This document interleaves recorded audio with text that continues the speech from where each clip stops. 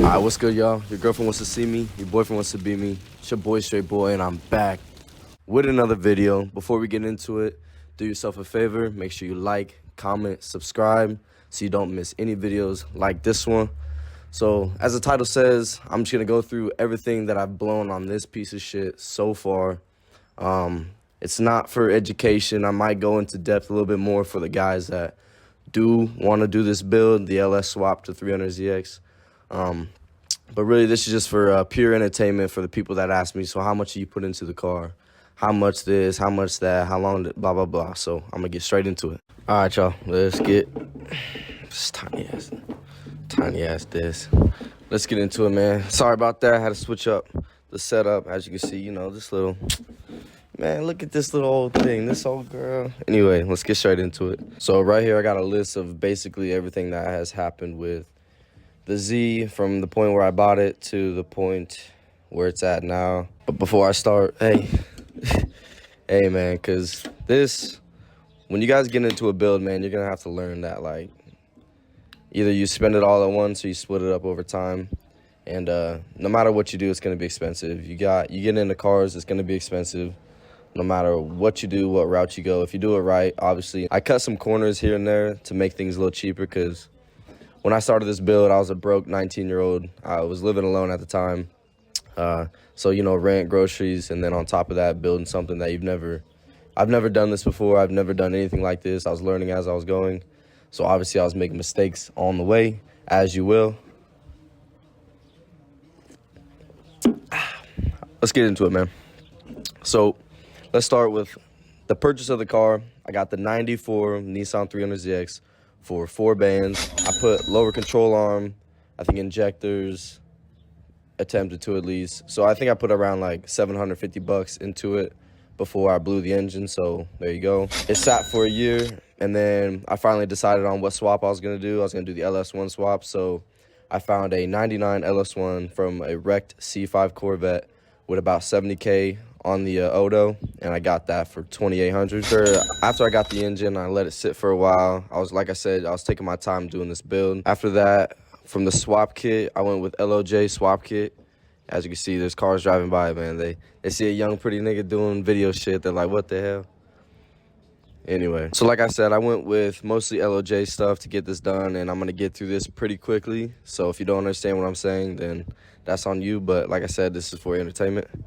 So LS swap kit consisted of motor mounts, trans mount, rear sump, oil pan, oil filter relocation kit, shortened shifter linkage because the engine moves back 2 inches. So if you want to keep it in the OEM spot, you got to have the shorter the shifter linkage to replace the distance. Heater core blocks to maintain my heat and keep the LS engine flowing the way it's supposed to be.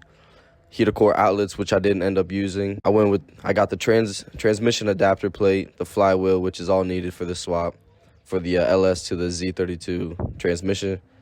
I got ARP bolts for flywheel and clutch plate. I got 1-piece aluminum drive shaft coming from a 2-piece steel drive shaft. Feels a lot better. Went with the returnless fuel system conversion, LS to 300ZX accessory drive, which included like the stuff to run the OEM harness or the OEM alternator and the OEM power steering pump. Wiring harness, obviously. Refurbished ECU with startup tune, LS2 MAF, LS2 water pump. Cook's headers, custom for the LS to 300ZX. Upgraded fuel pump to get more fuel running through this thing. The OEM Z32 one is not going to push enough fuel for the LS. The trans tunnel shifter cover, which covers the hole in the transmission, keep everything nice and flush and quiet. Keeps the heat out, obviously. So that was, in essence, all of the LOJ stuff. So we'll put the total price right there. Yeah. Moving along. Yeah. Cooling system. Moving to the cooling system. So I had CX Racing radiator with fan setup. That was about $500 at the time. And I did actually blow a hole in the first radiator, so I had to buy 2 of them because I blew a hole in the first one.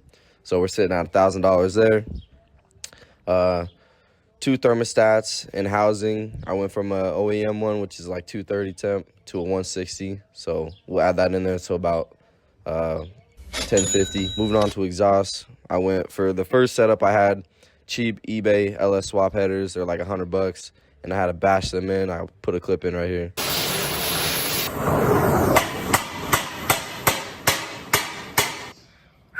Then I had a custom exhaust work to get all that done. Even though it was horrible, it was leaking everywhere, I still had to pay to get it done just to get it somewhat decent, so it wasn't coming straight out the headers. That was the first one was $400. So the first setup was we'll say $500. The second setup, actually, we're gonna pin in the LOJ. The LOJ hooks headers, obviously. Those ran around $1,200. So if you want to split that up, those ran around $1,200, and then the exhaust work was like $260, and then I tied that all in with a 3-inch Megan Racing catback exhaust. At the time, that was $900, and I only got like half of it. It took about 8 months for them to send the other half. Shipping and COVID bullshit.